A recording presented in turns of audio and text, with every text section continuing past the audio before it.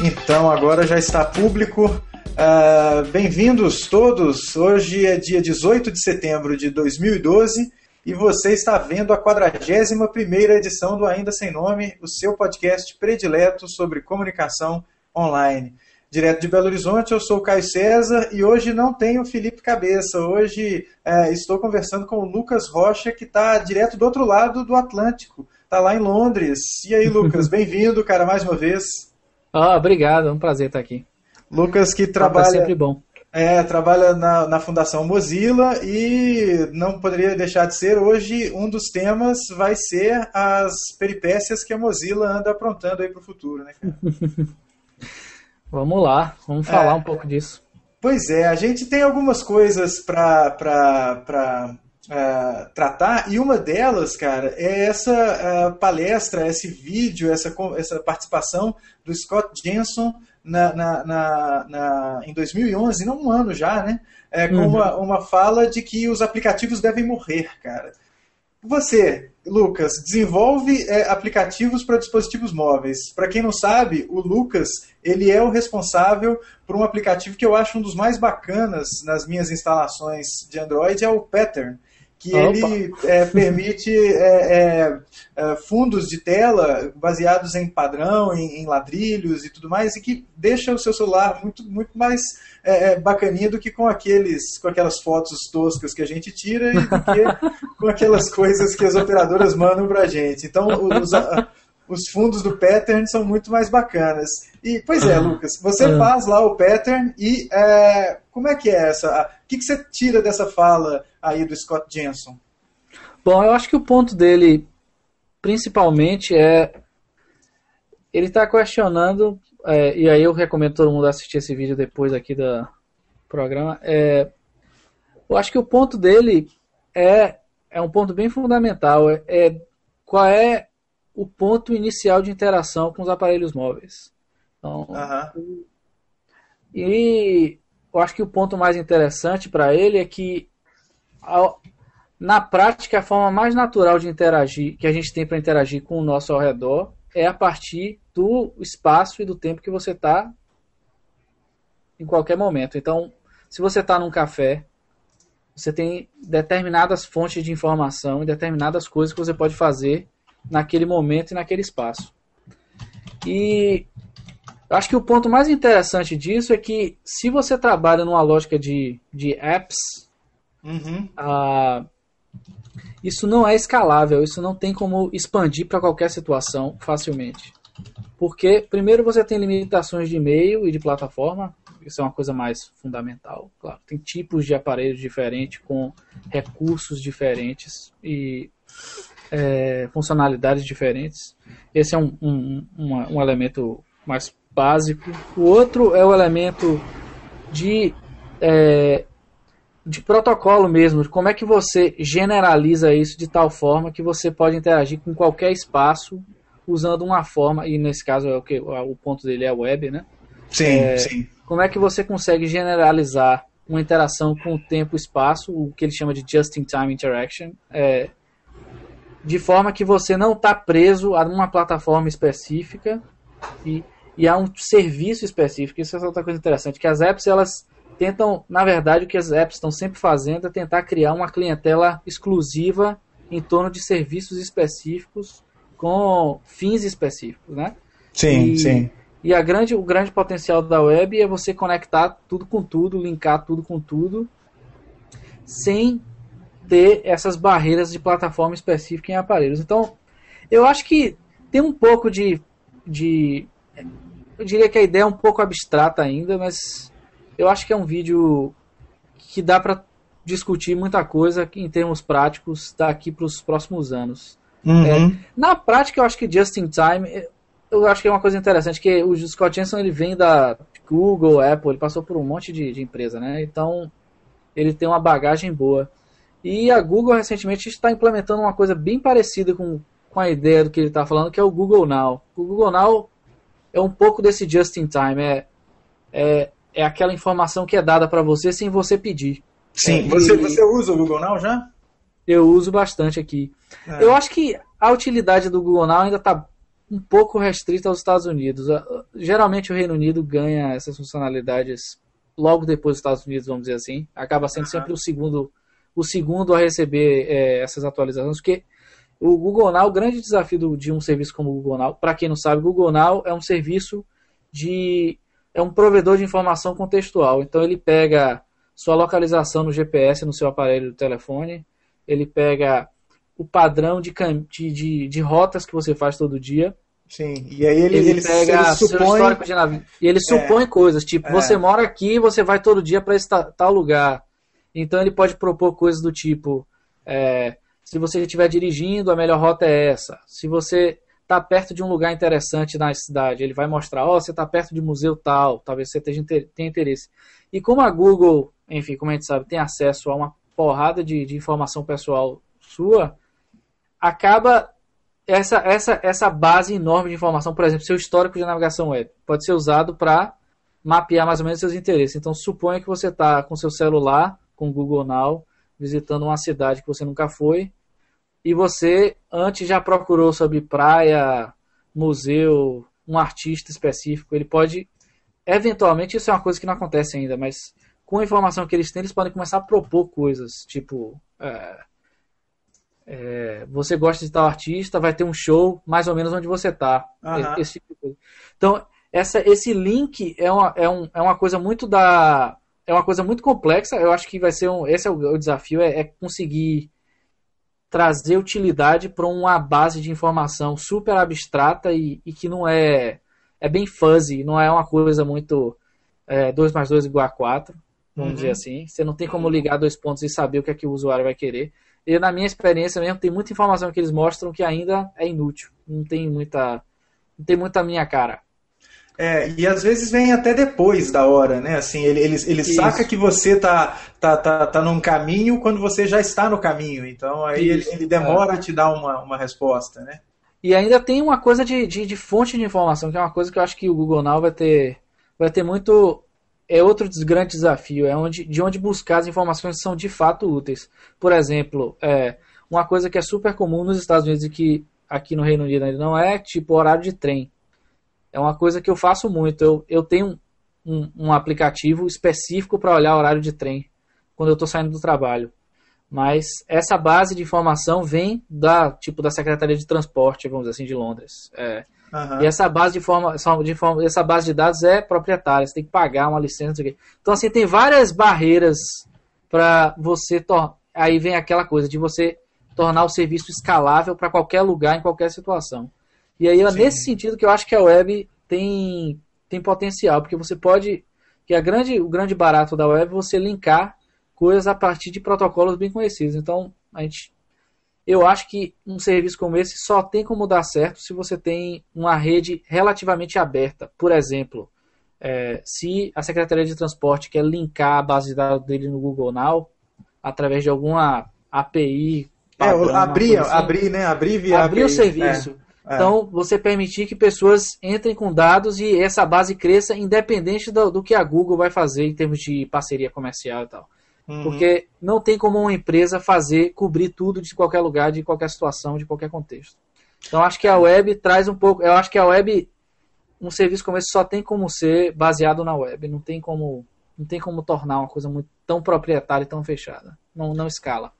Pois é, e aí, sendo isso uma coisa centrada no suporte web e não num sistema operacional proprietário e baseado numa loja e que as pessoas baixam aplicativos, como é que você vê essa proposta dele de a gente não ter mais o aplicativo instalável? Vai ser uma coisa mais aos moldes do que a gente vê aqui no Hangout. Você tem um aplicativo, mas é um aplicativo web pendurado num serviço web. Os aplicativos deixam de ser arquivos instaláveis e passam a ser serviços que você consome acessando, né? Exato. Pois é.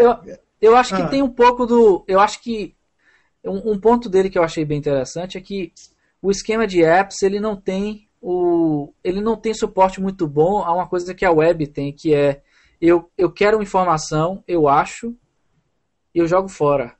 A gente faz muito isso, né? E a Mozilla já fez várias pesquisas, como a gente está entrando agora no mercado de sistemas operacionais móveis e tal, e apps móveis e tal, baseados em tecnologias web. Uma pesquisa que foi feita, foi bem interessante, foi o contexto de navegação web em aparelhos móveis. Então, as pessoas elas usam muito mais apps pelo fato de ser um acesso direto a um nicho específico de informação. Diga-se assim, na prática, Facebook, eu quero ver o meu newsfeed do Facebook, eu quero ver as fotos do serviço de, sei lá, Picasa da vida, ou eu quero ver os comentários no Twitter e tal. Tem essas fontes de informação, as apps dão acesso direto a esses nichos, né? Mas quando é uma pergunta aberta, as apps elas já não funcionam mais. Eu acho que esse é o ponto do Scott Jensen. Você tá num lugar, num determinado horário, e é uma pergunta aberta. Não é eu quero acessar o Pinterest. Eu não quero acessar o Facebook. Eu quero acessar o que é que está em torno de mim, o que é interessante, o que é que eu quero, que tipo de informação é relevante para mim agora. Que tipo de serviço é relevante. Então, eu imagino, por exemplo, que ao invés, pensando aqui bem, tipo assim, viajando bastante aqui num futuro não muito distante, mas você entra numa cafeteria e ao invés de a cafeteria tipo, exigir que você tenha uma app instalada, você tem um esquema de RFID que abre já o site, você não instala nada, o site já abre e já te dá a oportunidade já direto de você fazer seu pedido, que é uma coisa que Starbucks faz já, por exemplo. Só que é uma app que você tem que instalar. Então, ao invés de ser uma coisa que já vem para você pronta para usar, sem nenhuma interação extra de instalação, seria uma coisa que já está disponível na hora, você usa e joga fora. Você não quer manter uma aplicação do Starbucks. Não é verdade? Então só faz sentido quando você está lá, não é isso? Sim. Aí é uma coisa ainda mais aberta do que um sistema em que eu tenho, sei lá, a Chrome App Store hoje. É um esquema mais aberto ainda, porque você não precisa nem dar entrada, a entrada vai ser dada na hora do uso e vai ser descartado depois que o uso for finalizado. E na verdade você está fazendo tudo numa interface de navegador. Exatamente. E na prática eu estou descrevendo a web. O que é a web? Você tem endereços, você acessa e joga fora. Você não precisa instalar um site em seu computador. Né? E eu acho que essa é a grande razão, na verdade, da web ter suplantado ou substituído aplicativos desktop praticamente. Porque é a praticidade de você usar uma coisa e não ter que instalar, manter, etc. E aí, então, para um usuário que não está nem aí para computador, que só quer usar e interagir com amigos, família, etc., a web faz sentido. Eu acho que a web, por isso que eu estou falando que a web encaixa muito nesse Fire and Forget. Eu entrei, usei, joguei fora, vou para outro contexto. Tá, isso é uma maravilha a gente analisando dessa forma, uma maravilha para o usuário, né? Porque vai facilitar muito a vida do usuário e, óbvio, facilitando a vida do usuário, as empresas também vão se dar muito bem com isso, né? O exemplo do Starbucks é interessante se acontecer essa migração. Mas e para o cara que vive do aplicativo, a empresa que desenvolve o app, como é que isso não vai representar um desafio ainda maior para poder gerar receita com o uso, ou vai vender o serviço, vai ter uma frequência maior de micropagamento? Como é que você vê isso? Eu acho que tem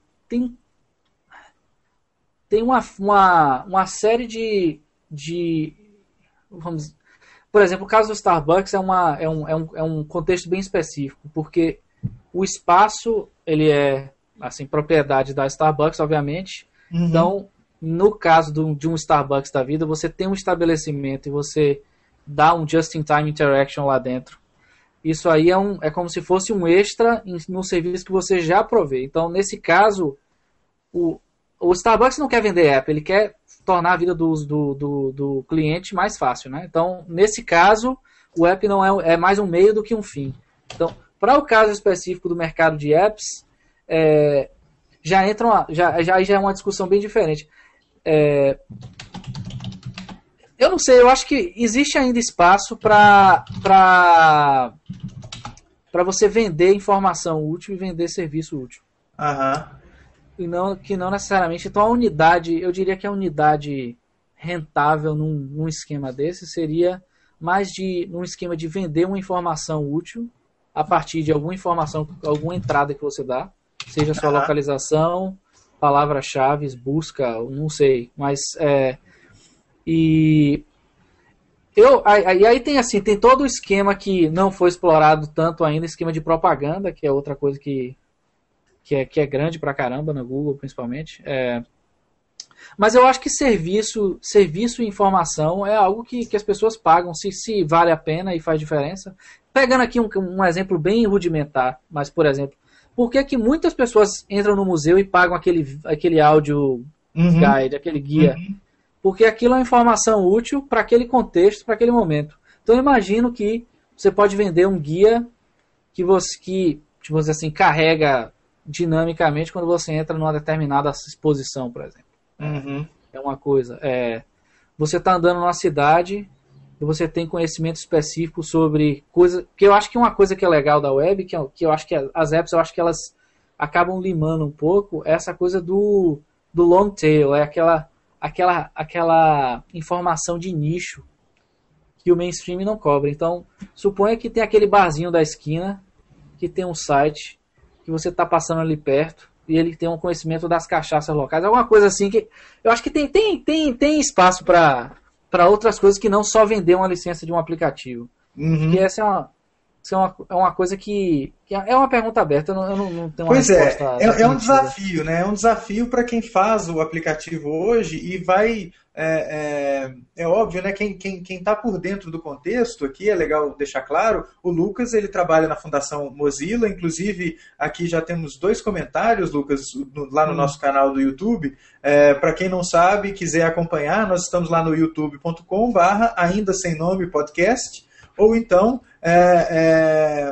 o plus.google.com ou google.com/mais ainda sem nome. E lá no YouTube, o Yuri e o Og Marcial, o Yuri Rodarte e o Og Marcial mandam elogios e falam para você fazer um port do pattern para o Gnome. Eu acho que seria bacana. Mas eu acho que, para quem não sabe, né, o Lucas ele trabalha na Fundação Mozilla e está envolvido com desenvolvimento de aplicações e de um sistema móvel da Mozilla, né, Lucas? Isso. E aí, nesse contexto, a gente vai ter uma mudança muito grande de abordagem. Não vamos ter necessariamente uma loja de aplicativos. Será que isso vai representar um fator de resistência? A gente está vendo isso com o Windows, né? E um desafio muito grande que foi para a Palm, né? Você não tem uma base de desenvolvedores muito afim de desenvolver para o seu sistema, e porque no caso do Windows não tem uma base muito grande instalada, né? Isso. E você acha que você enxerga isso como um desafio no caso do desenvolvedor ter que se reinventar para fazer as coisas no sistema mais aberto, mais web? Eu acho que você tocou um ponto importante. Eu acho que o que é fundamentalmente diferente na proposta que a Mozilla traz para um sistema operacional móvel a diferença fundamental é a web. Então, a plataforma não é nova. É nesse sentido. O que existe, na verdade, eu acho que o maior desafio da Mozilla, e eu digo isso aí vou fazer aqui a nota oficial, isso é minha opinião, não é a opinião da Mozilla.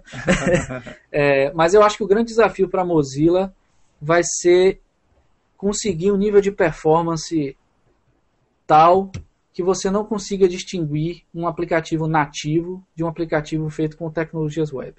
Que eu acho que esse é o grande... E aí, pegando um pouco o gancho da discussão que teve agora, o Zuckerberg fez uma afirmação bombástica dizendo que o maior erro que ele acha que a Facebook fez agora foi investir 100% em HTML5 e não ter investido em aplicativos nativos para o Facebook. Isso criou uma série de boatos e conversas e rumores e enfim, de que barulho sobre assim, será que dá para fazer a web móvel funcionar mesmo e tal.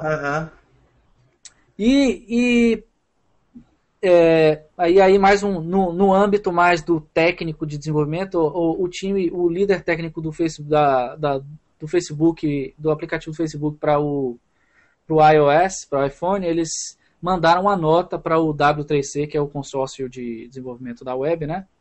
Eles mandaram a nota sendo mais específicos o que é que eles achavam que está faltando.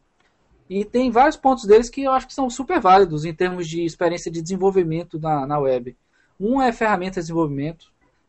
Tanto a plataforma Android quanto iOS tem ferramentas muito boas para você achar problemas, desenvolver... assim, você não tem um debugger legal, você não tem um debugger legal, você não tem... Então, para desenvolvimento web, tem esse desafio. A Mozilla está fazendo um investimento enorme e muito por conta da história com o Firefox OS, mas a Mozilla está fazendo um investimento grande em ferramentas de desenvolvimento. Então, hoje a gente já tem ferramentas de depuração de código, você pode adicionar pontos de parada, ver valores tem todas essas ferramentas clássicas de depuramento de código estão começando a aparecer dentro do navegador também. Então, eu não acho... Então, assim, se você perguntar a minha opinião, como é que está agora, eu acho que vai ter um desafio grande em termos de performance. Vai ter muita gente que vai ficar insatisfeita, eu acho. É impossível fazer um aplicativo com performance de nativo. Não é impossível. É possível, perfeitamente hoje é possível. Mas, aí o porém é que para você conseguir fazer um aplicativo com uma performance super legal num aparelho móvel hoje, exige um conhecimento quase que, vamos dizer assim, implícito, vamos dizer assim. Você não tem uma forma XYZ que você faz e é garantido. Porque tem variações de performance de cada navegador, você tem técnicas específicas que, por exemplo, você usa um CSS específico no navegador, funciona maravilhosamente bem e outro não. Você faz uma chamada em JavaScript 1 e outro não funciona. Então tem todas essas variações. Porque sem mencionar também você tem ainda um gargalo da conexão de dados, né? Você vai depender da operadora, da performance da operadora. Exato, mas eu não estou nem levando em conta isso porque tem soluções de caching da aplicação local. Então você tem um padrão web hoje que você define um arquivo no seu domínio e quando o navegador enxerga esse arquivo, ele baixa todos os arquivos que você quer que fique offline. Então você tem como fazer um aplicativo 100% offline só com tecnologias web que rodam no navegador. Isso influenciaria a performance num primeiro acesso, né? E aí é aquele desafio grande que você falou de deixar a coisa transparente. O usuário não saber que se ele está no aplicativo web... né? E aí, mais uma vez, tem uma série de nuances que não são triviais de implementar. Você tem que experimentar, saber o que não funcionou. Isso é uma história que ainda não aconteceu. Assim, a história da web no desktop já é madura e o conhecimento das barreiras e dos problemas já são mais ou menos claros. Mas na web móvel existem muitas perguntas abertas ainda. Então eu acho que é um desafio. Performance é um. Mas, por outro lado, eu acho que é só uma questão de tempo. Eu acho que a web ganha. Eu acho também. É óbvio que eu estou sendo super tendencioso aqui, mas... Não, vendo as coisas assim, né, Lucas? Eu me lembro de, sei lá, isso foi em 97, alguma coisa assim. Eu me lembro de ir para um hotel aqui em Belo Horizonte e assistir um roadshow da Sun falando que as pessoas não vão precisar mais instalar software e que vai tudo acontecer pela internet e tudo mais. E eu me lembro que eu saí disso em 97, 96, do hotel, olhei para um colega de trabalho e falei, cara, sem chance, irreal. Né? Mas hoje, né, a gente já está vivendo isso. Então, alguns anos depois, né, a gente está vivendo isso. E tem uma questão econômica também, porque se você for parar para pensar, nem empresas como o Google, que tem assim, virtualmente recursos infinitos, consegue cobrir todas as plataformas de forma eficiente para o serviço que eles têm.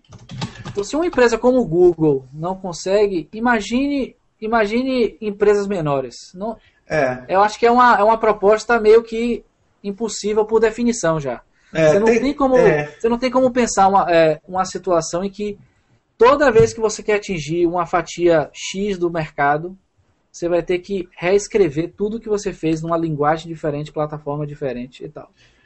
Então, tem umas coisas que você falou do Google que realmente são desafiadoras. Assim, eu, usuário de Linux, eu não entendo. Eu sei que o Google usa uma distribuição Linux lá dentro, eu sei que eles vivem Linux, mas não tem, por exemplo, um cliente do Google Drive para Linux. Eu acho uma coisa um absurdo. Mas, então, além de... diga. Imagine, é isso. Ainda assim, imagine para coisas no mundo desktop que só são 3 plataformas.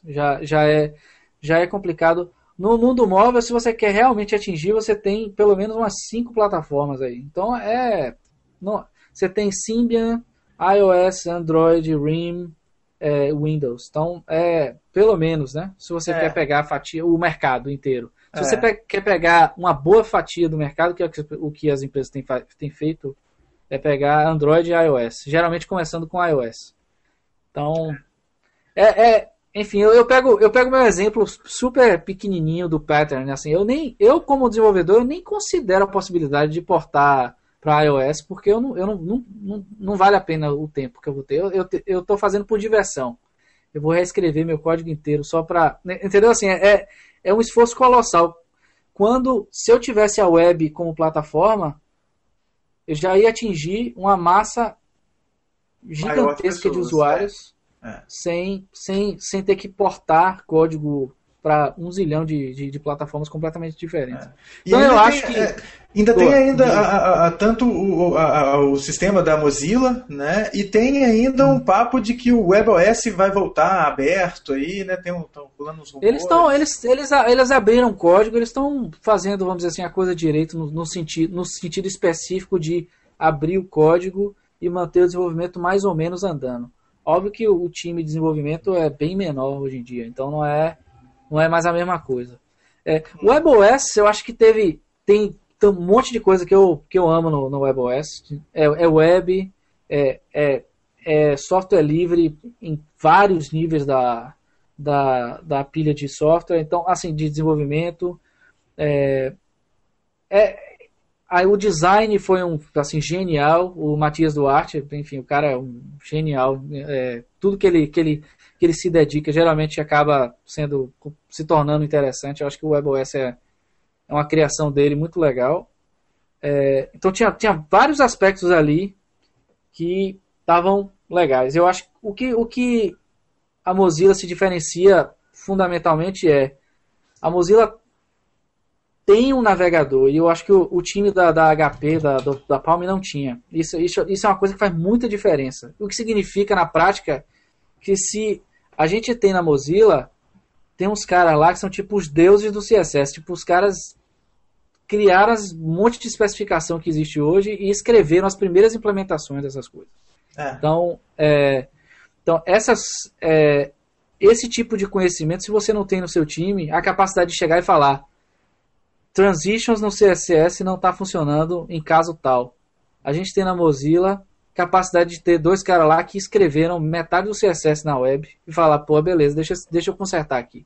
Não estou dizendo que são problemas fáceis, mas você tem que ter... Você tem um poder maior de fogo, né?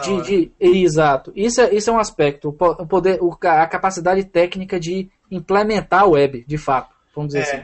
E assim, e levando em consideração até o desafio aqui, que uma coisa que a gente já conversou e o Arley comentou lá no YouTube, que é a questão do tempo de resposta. Né? Vocês, como tem esse time, e assim, tem uma coisa que até corrobora com o comentário aqui do Thiago Colares, que está também assistindo no nosso canal do YouTube, estão com os padrões do seu lado, né? Vocês estão trabalhando com os padrões, então vocês não estão desenvolvendo uma coisa nova e que vai, às vezes, modificar o jeito que as pessoas usam determinada coisa. Eu acho que o desafio de verdade é realmente de preço, né? E sendo uma coisa completamente aberta, assim, não sei se os planos se mantêm, mas aquela ideia de lançar no início de 2013 uma coisa aqui no Brasil, né?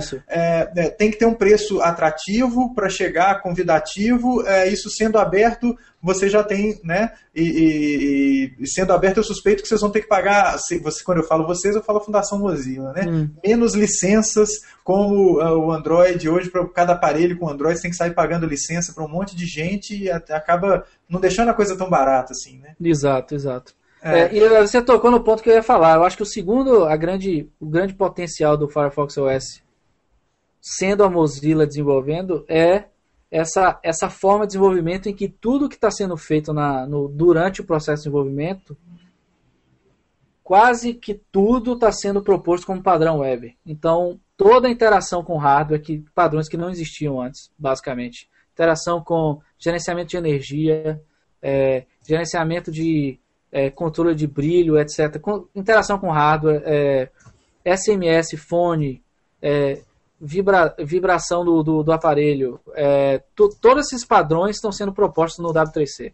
O que significa que em algum momento, no futuro, não muito distante, tudo que acontecer no Firefox vai beneficiar a web como um todo. Essa é a grande coisa. Eu acho que o que a Mozilla está fazendo é uma visão de médio e longo prazo. Eu não estou esperando que o produto vai ser um produto 1.0, então vai ter deficiências, vai ter problemas. Eu não estou esperando um produto perfeito, mas o potencial de um projeto como esse é muito grande, é muito grande. E o que me empolga mais é esse pano de fundo, é um contexto em que tudo que você tem que fazer para atingir todos os usuários envolve uma fragmentação de plataformas, que é um problema que vai ser resolvido. É uma plataforma que já usa uma base de desenvolvedores enorme, que é uma coisa que nenhuma outra plataforma faz. Porque se a Microsoft está lutando para conseguir desenvolvedor, não é à toa, é porque é difícil você trazer desenvolvedores para coisas novas, sendo que você ainda está prometendo uma base de usuários grande quando você ainda não tem. Né? E eles não têm nem o SDK ainda, né? Eles têm muita coisa em aberto ainda. Então, plataforma proprietária agora, eu acho muito difícil conseguir uma base de usuários relevante. Pois é, e tem uma coisa, cara, que eu acho que ainda ajuda, eu não sei, eu percebi uma coisa nesse sentido do Google tirar o nome Android do market, agora é Play Store. Aí quando eles lançaram aquele dispositivo Q, me pareceu que eles estão querendo competir com o iTunes no esquema de vender mídia também e tal, né? Beleza. O Nexus 7 é essencialmente um aparelho para vender mídia. Eles estão parece vendendo ali no limite do prejuízo, né? Exato. Pois é, aí você tem isso, você tem uma Amazon chegando com aquela pancada de Kindle Fire para vender mídia também, em cima do Android, então, não de uma forma vinculada com a Google, né? Então você tem a Amazon com a loja dela de aplicativos, com a loja dela de todo tipo de mídia, a Google batalhando ali, então você já tem uma segmentação dentro de uma segmentação, em cima de um sistema que, sei lá, pode vir a não ser mais viável daqui a um tempo, né? E é isso aí. O Android é um caso interessante é uma discussão que rola o tempo inteiro sobre Android, é fragmentação, né? Eu acho que é a palavra-chave. Quando você fala Android, as pessoas falam de fragmentação. Eu acho que a Amazon tá fazendo uma coisa que, do ponto de vista do desenvolvedor, é um pesadelo, porque eles estão... Primeiro que eles customizaram, alteraram o sistema completamente e o que significa na prática é que eles vão sempre estar ficando com versão mais antiga da plataforma. Porque é aberto, mas não é, né? É aberto, mas nem tanto. É aberto, mas nem tanto. Então eles vão ficar... E eu acho que é o problema que o Android tem hoje, pelo menos do que eu vejo do ponto de vista do desenvolvedor, como as empresas elas estão tentando quando eu falo empresas, eu digo as empresas fazendo produtos baseados em Android. Como elas estão tentando se diferenciar no mercado com alterações no sistema base do Android, quando eles alteram o sistema, toda vez que a Google lança uma versão nova, eles demoram muito tempo para conseguir adaptar tudo de novo para funcionalidades novas da plataforma, etc. Então, o que acontece é que você tem hoje mais da metade da base de usuários do Android na versão em versões antigas, em versões antigas. Você tem você tem o Gingerbread 2.3.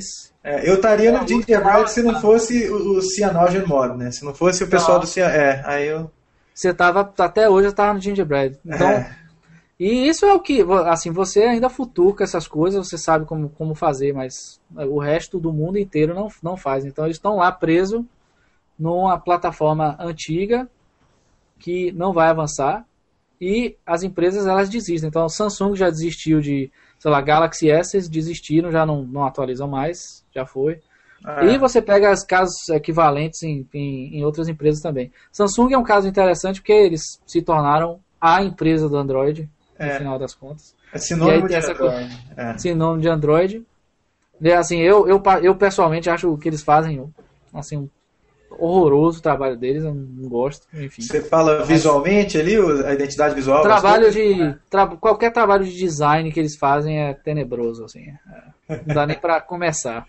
Mas vende, né? Eles sabem pegar aquele denominador comum e vender bem. Eu acho que eles têm um mérito nisso, não questiono isso de jeito nenhum. E de outra forma, né, também tem aquele esquema, né? Não é interessante para eles, eu falo eles, a Samsung, LG, Motorola, a própria Asus, não é interessante para esses caras ficar mantendo também atualização para um hardware antigo. Porque eles ganham dinheiro só na venda do hardware. Então ele ficar te incentivando a manter um hardware não é muito inteligente para eles, né, na concepção deles. Nesse sentido é verdade. Por outro lado, tem muito espaço. Quando eu vejo Android é o termo que eu uso. Eu acho que o Android passou desde o ano passado com o Ice Cream Sandwich. Eu acho que começou a passar por uma espécie de renascimento de design Android. Eu acho que existe uma baixa estima entre os desenvolvedores e usuários com aquela coisa tipo assim, o iOS é aquela coisa linda, performance ótima, e a gente está aqui com esse negócio que é aberto, viu? Legal. Mas não é lá muito bonito, não. E aí, desde que o Matias Duarte assumiu o design da direção do Android, o Android começou a passar por uma transformação. Eu acho que hoje você tem muita oportunidade no Android em termos de... Você tem uma base de usuários que está com fome de aplicativos bem feitos, bem projetados, com design legal e tal. Uhum. Que é uma coisa que no iOS já virou carta batida já. O nível de design no iOS é relativamente muito melhor do que no que Android ainda. Uhum. Então, hoje você está começando a aparecer as primeiras agências de apps para Android que de fato estão implementando a visão de design que o Android está propondo agora. Então, é uma coisa interessante que está acontecendo agora. Pois é. Agora, esses desafios que estão aí adiante da Mozilla, uma coisa que o Lício Fonseca pergunta aqui no nosso canal do YouTube. Ele quer saber a sua opinião acerca da não decolagem dos webbooks, né, daquele dispositivo webbook. Pois será que ele não decolou? Será que ele não decolou mesmo? Ou será que ele não decolou pelo mesmo problema que eventualmente a Mozilla vai enfrentar com o sistema operacional? Ou a circunstância é outra, né? Tá. Eu imagino que Lício está falando do webbook, o produto que eu trabalhei na Little. Então não é o webbook tipo Chromebook ou tipo... Não, mas eu acho que cai na mesma. Cai na mesma. Era a mesma categoria, vamos dizer assim, de aparelhos. No caso da Little especificamente, que foi o produto que eu trabalhei quando eu estava lá, tiveram, assim, a gente falhou em vários aspectos. Teve preço, que foi uma coisa... Teve um timing de mercado, porque quando a gente já lançou com preço caro, porque aí tem uma série de fatores, mas principalmente porque o lote de produção nosso, como a gente era uma startup, enfim, pequena, o lote era pequeno. Então, o preço da unidade era altíssimo. Então, não tinha como pressionar muito o preço para baixo para conseguir vender. Então, o preço já saiu alto. Aí, logo quando a gente lançou, aí veio a Apple e lançou o iPad com preço mais barato que a gente. Então, assim, foi um negócio meio infeliz nesse sentido.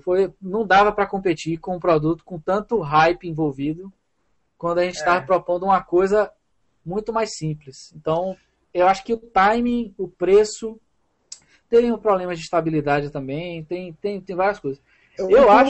Qual era o sistema que o webbook da Little usava? Usa, né? Porque ainda está à venda, né? Eu nem sei se está à venda mais, para falar a verdade. Eu acho que eles o site pararam. Está de pé. O site está de pé, mas a venda eu acho que na prática está parada. Acho que tinha um lote, eu encontrei com o pessoal da empresa ultimamente, eles me falaram que tinha um lote que eles doaram para uma fundação, coisa assim. Eles estão fazendo outra coisa completamente diferente agora. Mas eu acho que existe espaço para produtos como Chromebook e Webbook. Eu acho que o ponto principal, eu acho que a Google ainda está explorando para quem vender isso, mas aí volta a questão do preço. Você tem que ter um preço muito, muito bom para convencer uma pessoa a usar um aparelho que faz menos. E diga-se de passagem, 90%, não 90% não, mas digo assim, a grande maioria dos usuários, para a grande maioria dos usuários, um aparelho como esse resolve. Tá beleza, não precisa. Mas a lógica de mercado em termos de aparelho eletrônico é sempre mais é melhor, não importa o que, né? Você pega, por exemplo, que eu acho que é uma coisa, e aí no caso eu tenho uma experiência muito interessante em relação a isso, foi quando eu estava trabalhando na Nokia, quando o iPhone foi lançado. E a Nokia, ela, por muito tempo, e essa foi uma das razões da Nokia ter ficado para trás, e no final dos contos está na situação que está agora, mas por muito tempo dentro da Nokia, eles ficavam contando funcionalidade, tipo assim, o iPhone quando foi lançado, ele não tinha apps, ele só tinha um navegador web, não sei se você lembra, mas não tinha apps, não tinha Bluetooth, era Edge, não tinha 3G ainda, tinha um monte de coisa que estava faltando ali. E a Nokia, ela ficava contando, que a gente chamava de os bullet points. Um celular Nokia faz isso, um celular da iPhone não faz e tal. Então, para eles, essa contagem de funcionalidade era o que media o quão bom o produto é. E eu acho que essa era a lógica de quase todos o mercado de aparelhos eletrônicos. Mas eu acho que o que mudou talvez com o iPhone, acho que foi o grande virada aí, foi de você focar numa experiência de usuário que faz diferença para o pouco que você faz. Então, muitas vezes, hoje, se você for pegar todo o mercado de startups, gira em torno de... startups hoje, elas pegam muitos nichos, elas pegam aquela funcionalidade que é para um público específico, mas faz muito bem. Eu acho que o iPhone, quando ele foi lançado, ele era isso. Ele era uma navegação web que era infinitamente melhor do que todos os outros. Porque na época você tinha Symbian e tinha BlackBerry, né? Que os dois para navegação web eram uma piada, né? Se você comparar, né? Complicado. Então eu acho que o iPhone ele começou com esse vou fazer pouco e vou fazer muito melhor que todo mundo. E a partir disso que hoje as pessoas escolhem iPhone porque tem não sei quantos mil apps e tal, não sei o que, mas se você for olhar o aparelho em si, ele não tem tanta funcionalidade assim. E eu não sei se você viu o anúncio agora da Samsung, depois daquela briga de patentes que eles perderam e tal, eles fizeram uma propaganda agora, botando a lista de funcionalidades. Sim. E aí botando, o iPhone só faz isso. Eu acho que o slogan é tipo assim, não precisa ser gênio para perceber quem é o melhor. Aí de um lado tem a lista de funcionalidades do iPhone 5 e do lado da Samsung. Sim. Quando na verdade, nas entrelinhas, as entrelinhas são interessantes. Ou seja, eu implemento navegação web, você implementa navegação web. Mas como é a sua experiência de navegação web? Né? Então, contagem de funcionalidade, e eu acho que ainda o consumidor, ele mede muito por contagem às vezes. Sim. E às vezes ele está pegando um produto muito pior do que um outro que faz menos e faz muito, muito, muito melhor para o que ele precisa. E eu acho que o Chromebook ainda não conseguiu cortar essa barreira. O Chromebook e o Webbook, eu acho que eles têm essa barreira do mais é melhor. E num mercado que já é antigo, né? O mercado de desktop e laptop é um mercado que as pessoas já estão viciadas, que é diferente de mobile, que você tem uma série de áreas que não foram exploradas ainda, que você ainda tem espaço para fazer uma coisa diferente, apesar de que já está começando a cristalizar. Por sinal, eu acho que o iPhone 5, eu acho que para mim foi o grande sinal de que o mercado mercado móvel está se cristalizando, ele está começando a saturar e estabilizar. O iPhone 5 ele não empolga. Ele é legal, assim, legal, tem isso, tem aquilo, mas não tem o mesmo impacto dos iPads quando foram lançados, ou o iPhone quando foi originalmente lançado. Ele não tem mais esse impacto, ele já é uma coisa mais do mesmo. Agora é aquele iPhone que eu conheço, mais isso e aquilo. Android está entrando um pouco na mesma coisa. Eu acho que Android ainda está tentando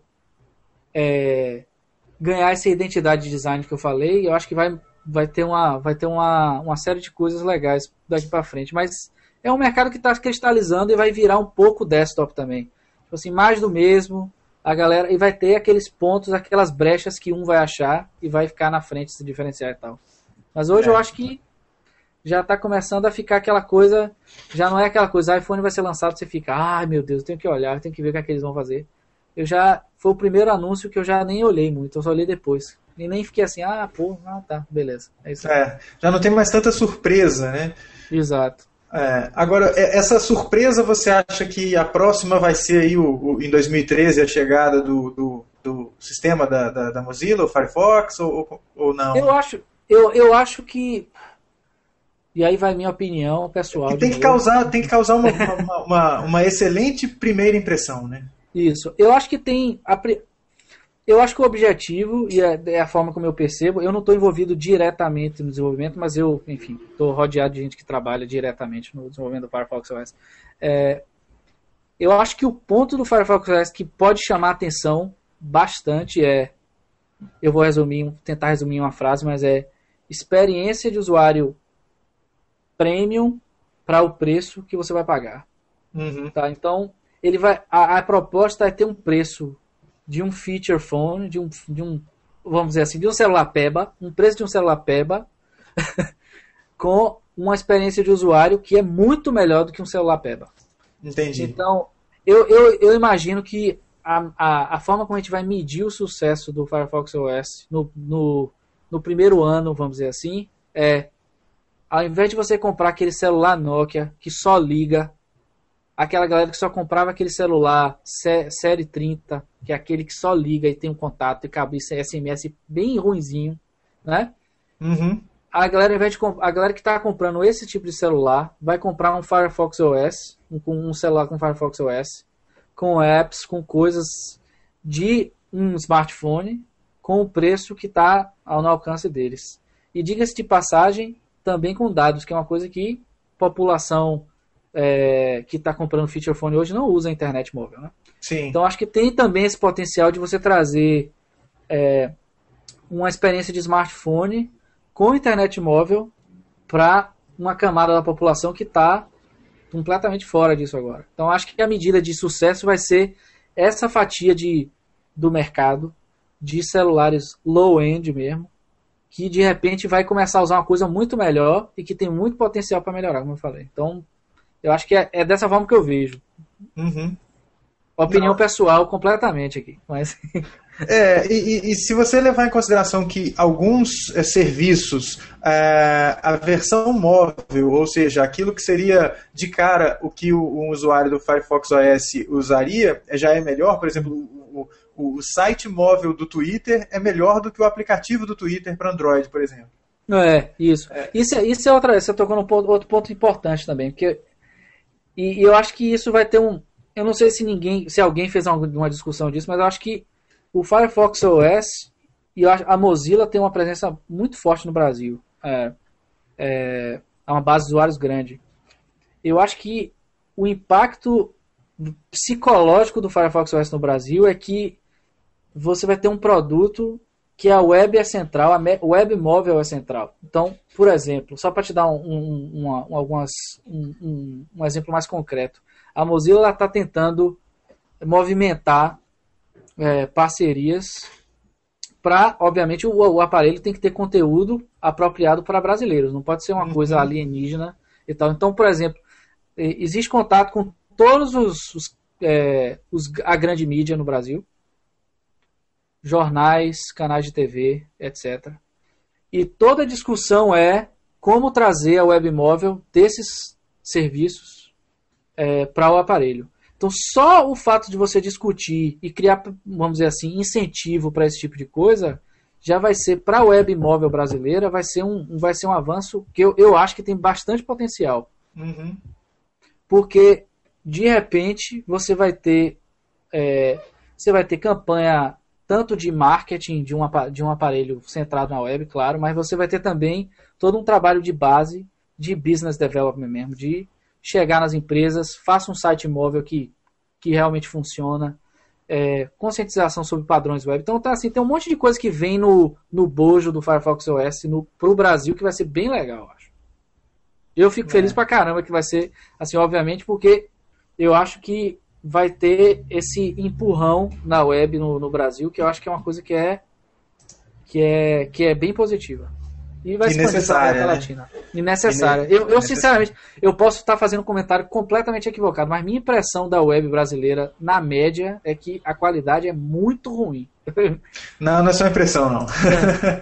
É muito ruim. Você pega, assim, a web média no Brasil, a qualidade enfim, é deplorável. É um negócio assim. Você tem grandes agências que fazem trabalhos muito legais, mas você tem, na média, uma qualidade muito, muito longe do que eu vejo aqui na Europa. Vamos torcer para que fique... Vamos torcer, exato. Né? E estamos aí, cara, estamos aí. Poxa vida, já vamos para o quê? Mais de uma hora aí, né?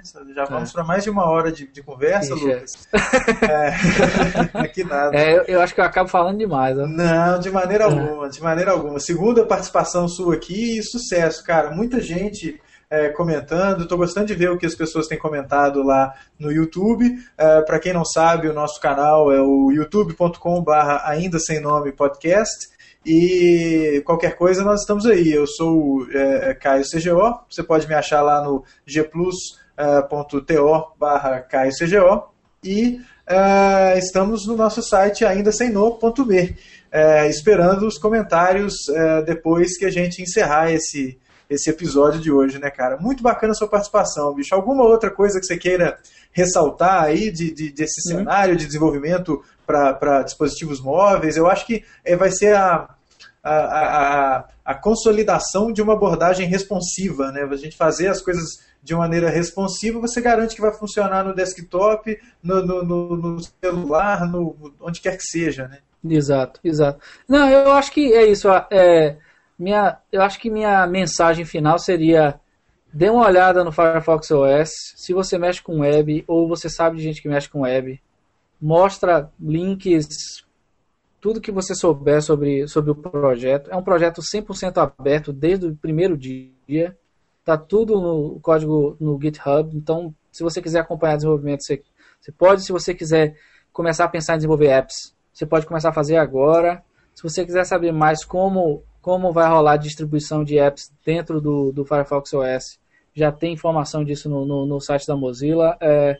Enfim, dê uma olhada. Eu acho que vai ser um projeto que tem um potencial de ter um impacto muito legal no Brasil e na América Latina, porque existem planos de também expandir para outros países na América Latina. Então, eu acho que de certa forma, é um privilégio para o Brasil receber esse projeto primeiro, porque vai ser onde as coisas vão começar a ser definidas e a direção dos próximos passos do projeto vão ser muito a partir do feedback que vai rolar dos consumidores brasileiros. Então, isso é uma coisa bem... Eu como brasileiro, fico muito, muito feliz. E, enfim, dê uma olhada no projeto e se você tem Android, use Firefox, pelo amor de Deus, né? Dê uma olhada aí, é o projeto que eu estou trabalhando. Um bom ponto de venda do Firefox na versão para Android é que ele é o único que permite para você que usa um Gingerbread ou usa, às vezes, até versões mais antigas, você tem um navegador que sincroniza de forma efetiva o seu histórico, favoritos, senhas no dispositivo móvel e no desktop, porque o Chrome para Android é só para quem tem a Screen Sandwich para frente, né? Exato. E um detalhe importante sobre isso é que recentemente a gente começou a lançar versões para ARM6, que são os celulares, os smartphones mais antigos, com processador mais antigo. Então, e a ideia é conseguir alcançar os usuários de Android com esses celulares um pouco mais simples, menos avançados. Então, enfim, dê uma olhada aí. E é isso. Fico feliz de participar. Sempre é bom o papo aqui. E se tiverem perguntas, coisas, eu vou acompanhar os comentários depois. É isso aí, Lucas. Muito obrigadão e vamos que vamos, né? Semana que vem o Cabeça tá de volta aí, contamos com a presença de todos. Obrigado a vocês que assistiram e ouviram o Ainda Sem Nome nessa sua 41ª edição. Aguardamos os comentários lá no aindasemno.me, que é o nosso site. Um abraço a todos, valeu, Lucas. Obrigadão, você mandou bem. Parabéns pelo Peter.